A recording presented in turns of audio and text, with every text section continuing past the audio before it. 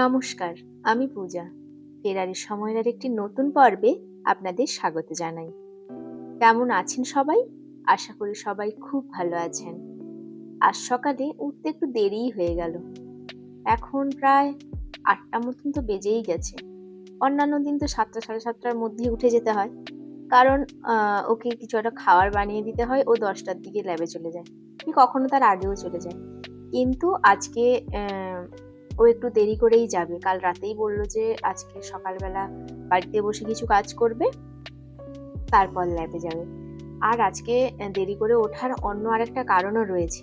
সেটা হলো, আপনারা অনেকেই জানবেন যে অ্যামাজন প্রাইমে ওই পঞ্চায়েত বলে নতুন সিরিজটা, নতুন বলতে আপনারা অনেকেই জানবেন যে সিজন 3টা নতুন লঞ্চ হয়েছে।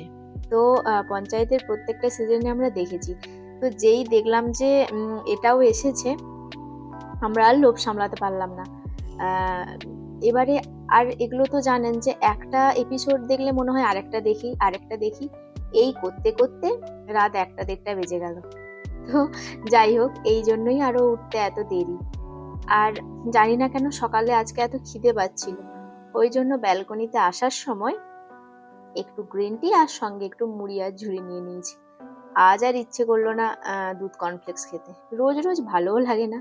যাই হোক, আজকে ইচ্ছে করলো একটু মুড়ি খাই, এই জন্যই হাতে নিয়ে একেবারে চলে এসেছি ব্যালকনিতে। তো তারপরেই দেখলাম যে দেখুন কি সুন্দর করে গাছগুলোকে মানে কাটিং করছে। দেখা যায় না, এটা অন্যান্য দিনে দেখি না, আজকেই দেখলাম যে ওই বস্তাটার মধ্যেও নিশ্চয়ই ওনারা অন্য জায়গায় কেটে গাছগুলো রেখেছেন। তো অবশ্য এই ফুলটা আমি আমাদের পুরোনো অ্যাপার্টমেন্টে যখন ছিলাম তখন রাস্তাতেও দেখিনি।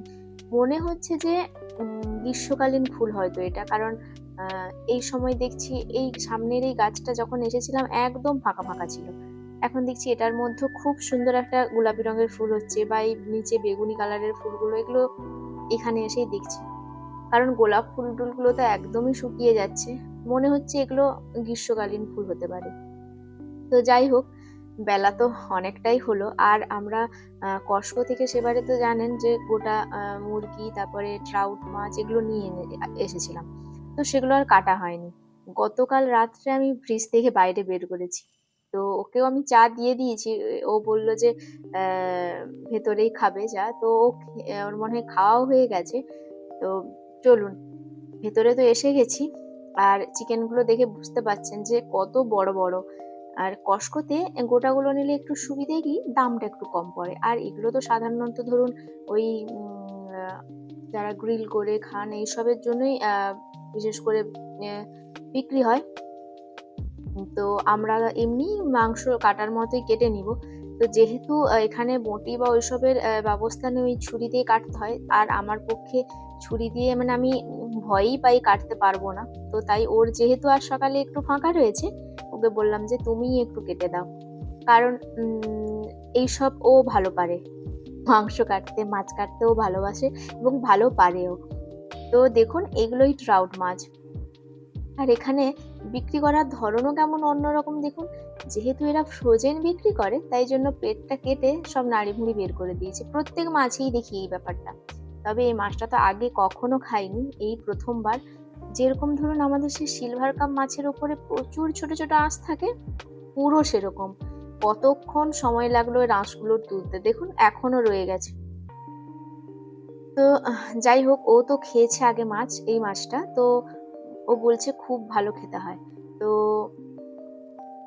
দেখা যাক। তবে ও বলছে যে আমরা মানালি যখন গিয়েছিলাম তখন একটা রাস্তার পাশে কোনো একটা রেস্টুরেন্টে আমরা নাকি এই মাছটা খেয়েছি। তো আমি তো হয়তো হতেও পারে, খেয়াল নেই। যাই হোক, দেখা যাক, আজকে রান্না করে দেখবো যে কেমন টেস্ট লাগে। আর দেখছেন ছুরিটার কত ধার, মানে এমনি জাস্ট একটু হাতে চাপলেই কেটে যাচ্ছে। আর আমি কাটতে চাইলেও ও একদমই না বলে, কারণ যেহেতু এত ধারালো ছুরি, তারপর অভ্যেস থাকারও একটা ব্যাপার রয়েছে।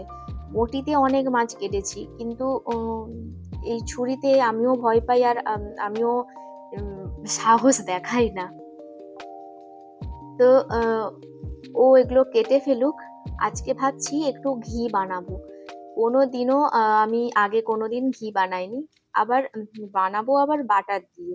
তো আমার কাছে তো এটা খুবই একটা অন্যরকম বিষয় মনে হচ্ছে, যে একে তো কোনোদিন ঘি বানানোর অভিজ্ঞতা নেই, তারপর আবার বাটার থেকে। তো জানি না কি হবে। অবশ্য আমার যে দাদার সাথে মানে খুব পরিচয় আছে বা যিনি আমাদেরকে নিয়ে যান, উনিই বললেন যে তোমরা মানে ওনাকে আমরা জিজ্ঞেস করেছিলাম যে ঘি কোথায় পাওয়া যাবে, কারণ ধরুন বিরিয়ানি কি কোনো কিছু এমনিও ঘি তো বিভিন্ন রান্নায় কাজে লাগে। তো উনি বললেন যে এখানে ওইভাবে ঘি কেনার দরকার নেই, বাড়িতেই বানিয়ে নাও।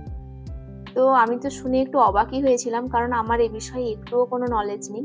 তো দাদা বলে দিলেন যে আমি বাটার এনে দেবো কস্কো থেকে। তো এই বাটারটা দাদা কস্কো থেকে এনে দিয়েছিলেন।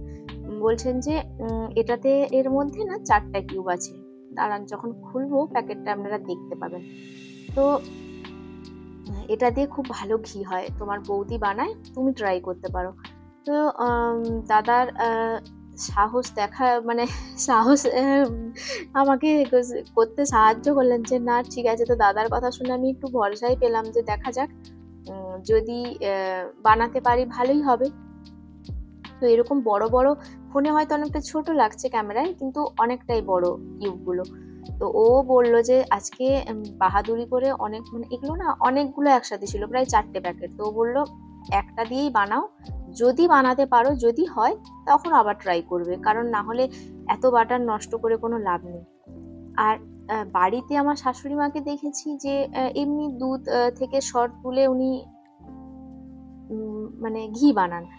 কিন্তু এখন আমি যখন এখন বানাচ্ছি, এখন 11:30টার মতো বেজে গেছে। আর দেশে তো ধরুন মানে আমার সকাল 11:30 মানে দেশে এখন প্রায় রাত 12টা মতো। তো সবাই ঘুমিয়েও গেছে। কাউকে যে ফোন করে জিজ্ঞেস করবো যে সত্যিই এরকম হয় নাকি বাটার থেকে, বা কোনো অভিজ্ঞতা আছে নাকি, বা কি কালার এলে বুঝতে পারবো ঘিটার ঠিক হচ্ছে।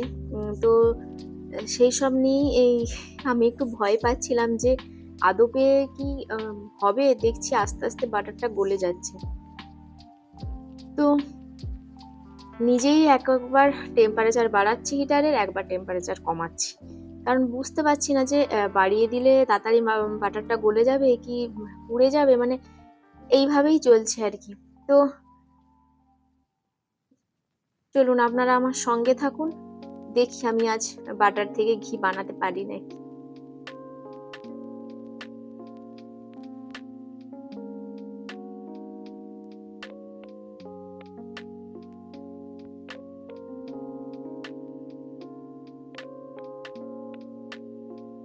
তো হঠাৎই দেখলাম যে এইভাবে ফুটতে শুরু করে সাদা সাদা ওপর একটা ফেনার মতো হয়ে যাচ্ছে। তো কে জানে, আমার তো ভয়ই লাগছে যে আদপে এটা ঘি হবে না কি ব্যাপার হবে। আদৌ কি ঘি এরকম মানে বানালে এরকম উপরে ফেনার মতো হয়? যাই হোক, মানে বানাতো বাড়িতে দেখেছি, কিন্তু কোনোদিনও এইভাবে গিয়ে গ্যাসের সামনে দাঁড়িয়ে তো বানানো দেখিনি যে এইভাবে হয় বা কি হয়। তো যাই হোক, চলুন আমি কিছুক্ষণ আগে একটা কাঁচের বোতল ধুয়ে রোদে ওখানে ব্যালকনিতে দিয়েছিলাম। আর আপনারা যদি আমার ভিডিও দেখে থাকেন তাহলে তো জানেনই যে এই ব্যালকনিতে খুব সুন্দর রোদ আসে। তো ওই জন্য আমি এই কাঁচের বোতলটা অনেকক্ষণই ধুয়ে রোদে দিয়ে দিয়েছি। তো উল্টে দিলাম যাতে ভেতর দিকটাও ভালো করে শুকনো হয়ে যায়, তাহলে ঘিটা ঢেলে রাখলে সুবিধে হবে। এটাতে কফি ছিল, সেই কফি আবার অন্য একটা কৌটাতে ভরে রেখেছি, তারপর এটা ধুয়েছি। দেখেছেন, এই ফুলটার কথাই বলছিলাম যে কত সুন্দর হয়ে ফুটে আছে। এই কদিন ধরে দেখছি, 2-3 দিন ধরে দেখছি যে এই ফুলটা হচ্ছে। তো চলুন ভেতরে যাওয়া যাক, দেখি ঘিয়ের আবার কি অবস্থা হলো। এসে দেখি যে না, ফেনাটা অনেকটাই কমে গেছে। যাই হোক, দেখা যাক। বাবা, আবার কি হওয়া শুরু হলো দেখুন।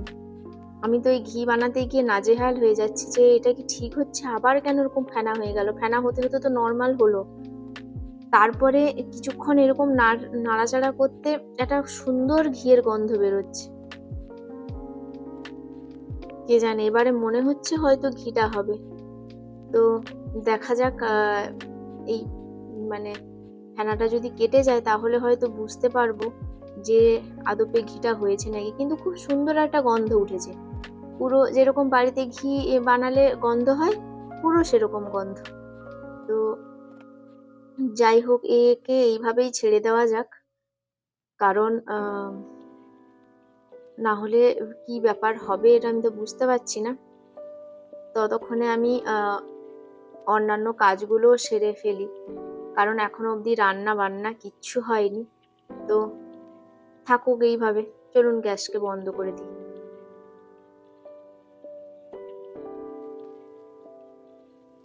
এটা এইভাবে থাক।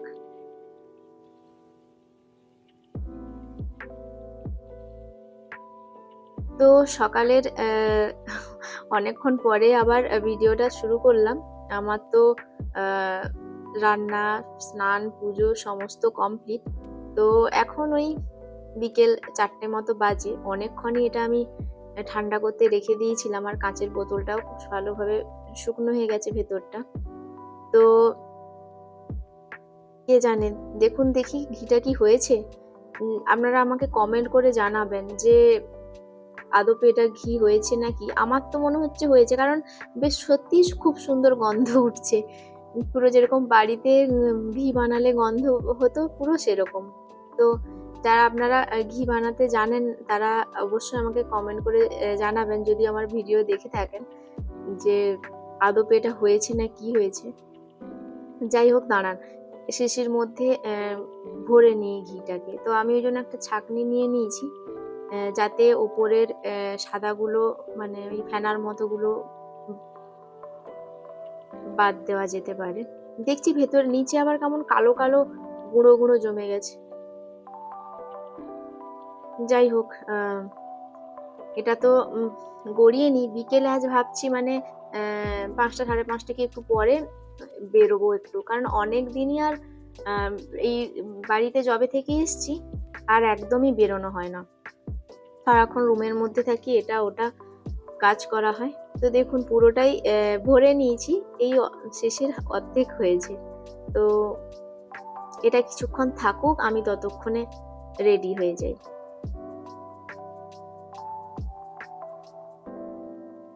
তো আমি ড্রেস পরে রেডি, এসে দেখি, দেখুন কি সুন্দর বসে গেছে।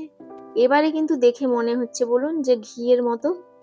আমার তো মনে হচ্ছে পুরো সেই দোকানে যেরকম ঘিগুলো বিক্রি করে বা বাড়িতে বানালে যেরকম অনেকক্ষণ রেখে দিলে হয়, পুরো সেরকম লাগছে না?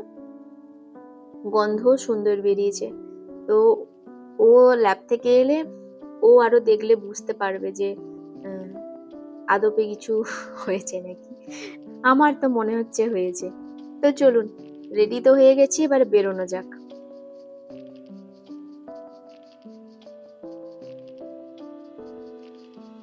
এই রাস্তাটা অনেকেরই হয়তো চেনা লাগবে, কারণ এদিকটাতে আগে প্রচুরই আসতাম।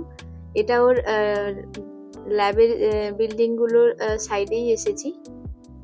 ও বললো যে ওর কাজ হয়ে গেছে, তো ওই জন্য আমি চলে এলাম, যে একটু তাহলে আশেপাশে ঘুরে আসা যাবে। আগে কত আসতাম এই দিকটাতে, কত বলতে রোজই আসতাম ওর ল্যাবের সামনে পর্যন্ত। ওর কাজ হয়ে গেলে আবার একসাথে বাড়ি ফিরতাম। এখন আর এত পাশে হয়ে আর আসাও হয় না। তো আজকে বেরিয়ে ভীষণই ভালো লাগছে। তো চলুন যাওয়া যাক।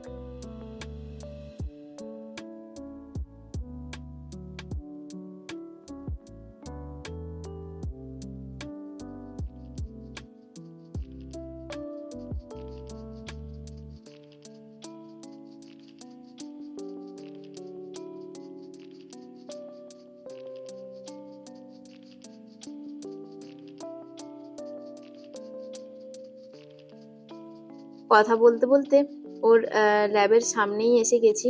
দেখি ওকে একটা ফোন করে নি, দিলে ও চলে আসবে।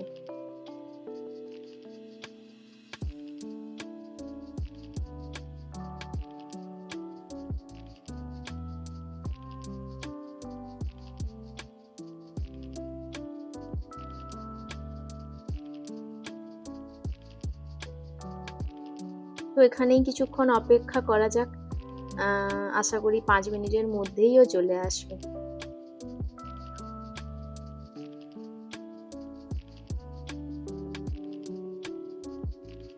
তো ওর সাথে দেখাও হয়েছে, আর আমরা একটু বেরিয়েও পড়েছি ঘুরতে। তো যাই হোক, আমরা আরেকটু ঘুরে নিই। তো আজ এই পর্যন্তই থাক। যদি ভিডিওটি ভালো লেগে থাকে অবশ্যই একটা লাইক করে দেবেন, আর চ্যানেলে যদি নতুন এসে থাকেন তাহলে কিন্তু সাবস্ক্রাইব করতে ভুলবেন না। দেখা হচ্ছে অন্য কোনো পর্বে নতুন কিছু নিয়ে। ভালো থাকবেন, সুস্থ থাকবেন। দেখা হচ্ছে পরের পর্বে। টাটা।